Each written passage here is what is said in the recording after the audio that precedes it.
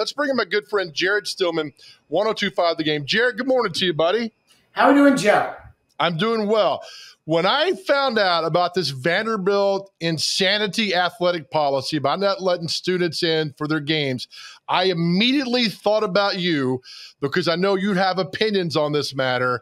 I have never seen an athletic department do that. Well, it's probably above the athletic department, a university kick their students out for COVID protocols, yet sell these tickets on the open market. Vanderbilt plays Kentucky. There's going to be no Vanderbilt fans there, all Kentucky.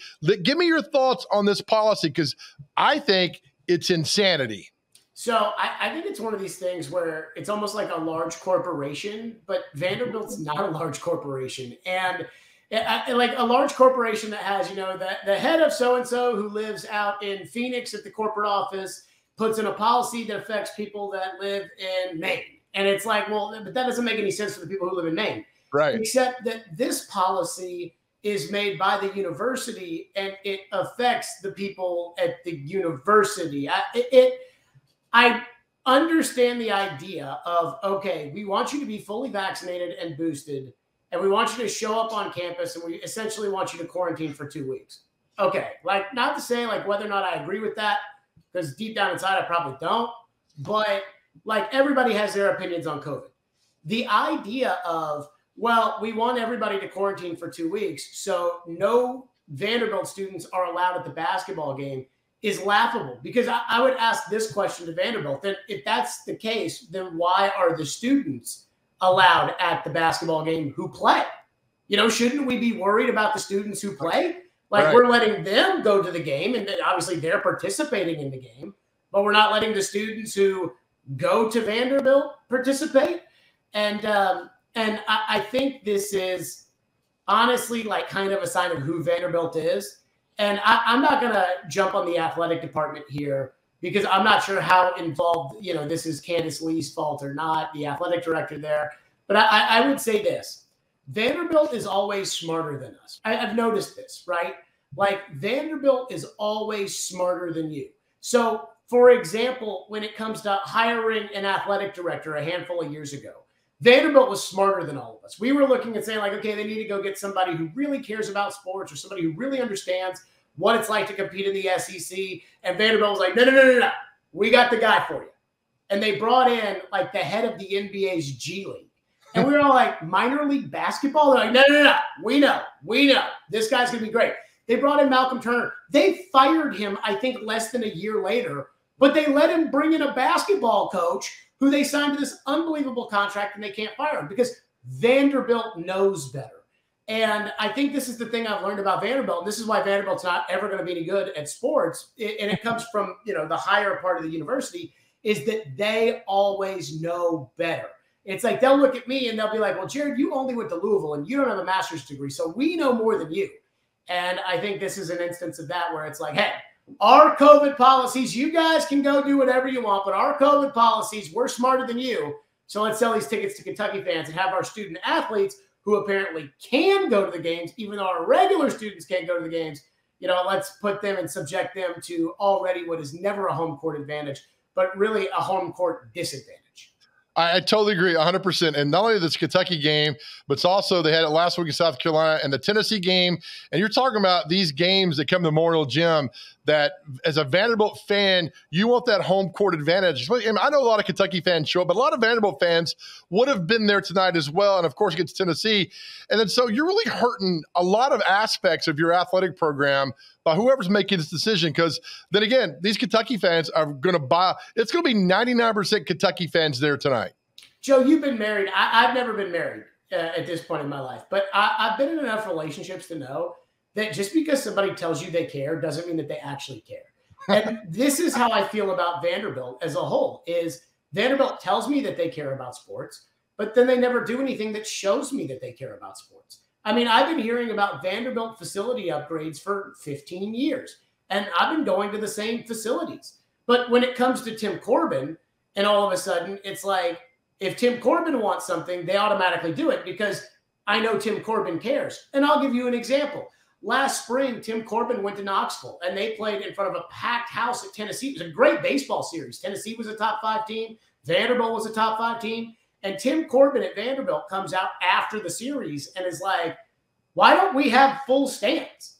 And I remember thinking like, whoa, Tim Corbin's got some marbles to be able to sit there and ask why they don't have full stands. And guess what Vanderbilt did a week later?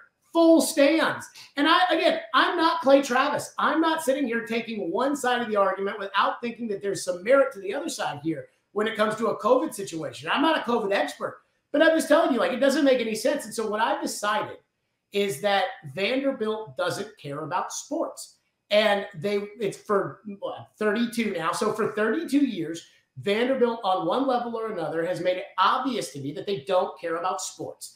And even though they always say we care about sports, and every time they get a new chancellor or they get a new athletic director or they get a new football coach, they come in there and they say, hey, no, we care. We'll show you. Clark Lee takes this job as the Vanderbilt football coach. I wouldn't have come here without the promises they made me. Let's see how that works out for Clark Lee.